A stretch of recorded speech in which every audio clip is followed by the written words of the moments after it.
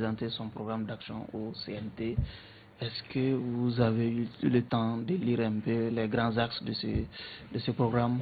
Non, c'est du classique. Le Premier ministre l'a tellement répété qu'à la limite, on avait besoin de l'écouter dans la déclaration politique générale aujourd'hui. On sait les axes. Oui. Le sujet majeur, c'est encore le terme de la transition. C'est ça la question fondamentale. Et ça aussi, il faut s'assurer des choses que l'on dit et sortir un peu du partisanisme. Beaucoup de gens aujourd'hui s'érigent en véritable gardien obstacle de la fin de la transition. Février 2021 ou 22, c'est ça 2022 ou rien. Soyons réalistes. Et je vous donne des exemples concrets. Oui. Dans ce pays-là, il n'a pas été réformé depuis 1991. Alpha Oumar Konaré, ATT, Ibrahim Boubacar Keïta, tous les trois ont tenté de réformer l'État. Tous les trois ont échoué. Pourquoi? Parce que dans ce pays, il faut le dire, aucun chef de l'État n'est allé au-delà de 2 500 000 électeurs sur son nom.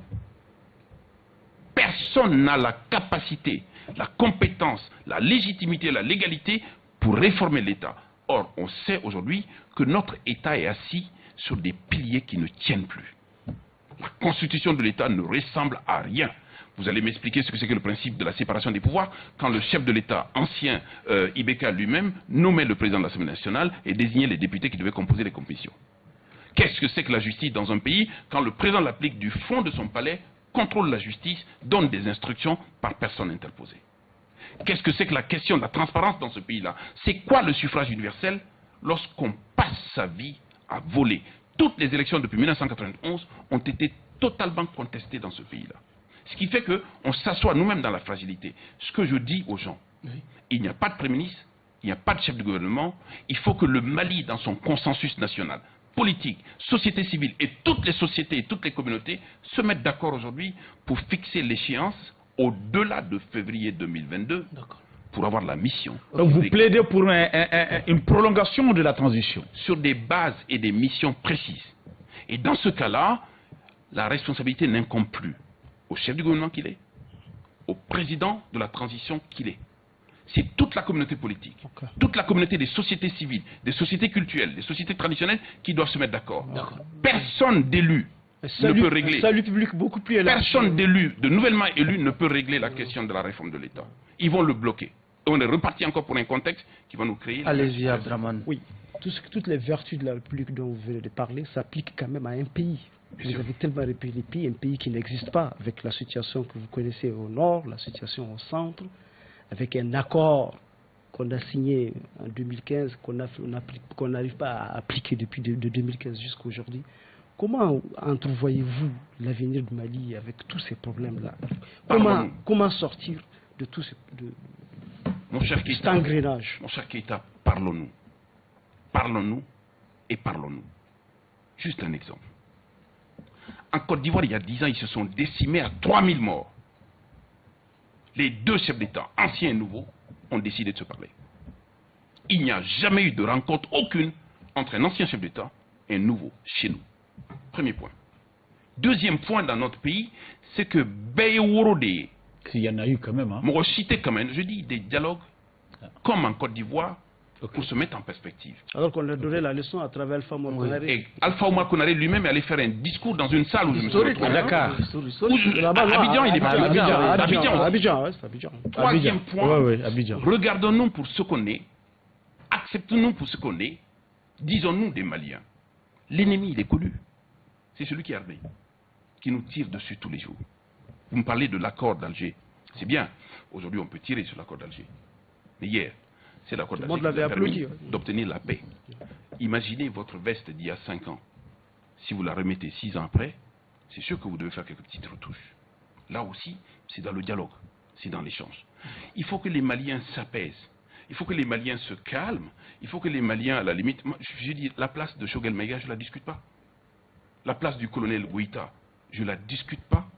Si c'est le moyen pour nous de nous sortir du trépied dans lequel on est. Mais tant qu'on ne se regarde pas, qu'on ne se parle pas, qu'on ne se comprend pas, on n'ira nulle part. Chana, pour la dernière question de l'émission. Maître, vous plaidez pour une prolongation de la transition avec aller sur la base du dialogue. Vous êtes au sérieux Est-ce que vous avez une vision de cette prolongation? Alors, si vous Et avec quel homme, avec quel dirigeant devons-nous faire cette prolongation? Je répète ce que j'ai dit, pour qu'en sortant d'ici, ce que j'ai dit soit clair. 1.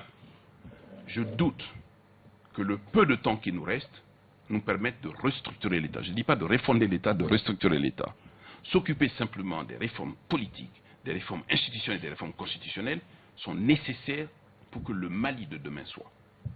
Parce qu'aucun homme politique, fût-il nouvellement élu, n'a été capable, en tout cas dans les générations qui se sont succédées, de régler cette question.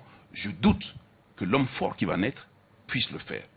Or, accomplir cette mission est nécessaire et utile. Dans cette perspective... Mais non, dites-nous avec quel dispositif? C'est ce que j'ai entendu dire. Le dispositif, j'ai dit, et je le répète, que dans la perspective dans laquelle je me situe, Choguel Maïga n'est pas le Premier ministre.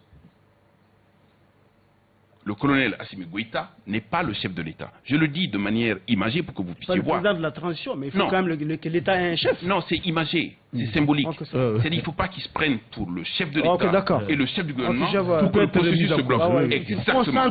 Donc, la perspective, leur pouvoir. Je demande encore le consensus national. Une sorte de conférence nationale. Non.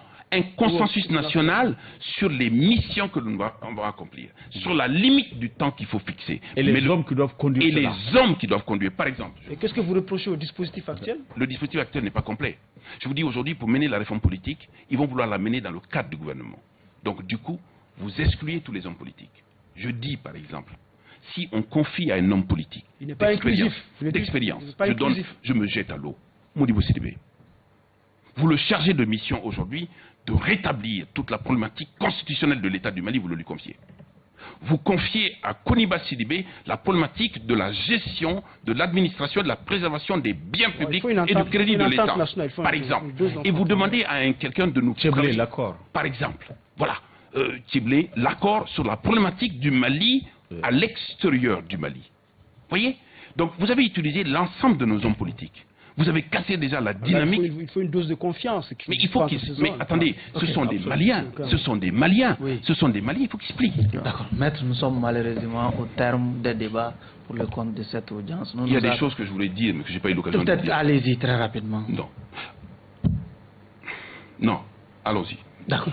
Je me plie au verdict de la Cour. Oui, nous allons nous retirer pour procéder à la délibération. Moi, je vais délibérer sur le siège, pas besoin de me retirer. Vraiment, il a été au rendez-vous tel que nous l'avons entendu. Il a promis de venir pour dire la vérité dès le départ. Il l'a dit. Je pense qu'il a respecté sa parole. Oui.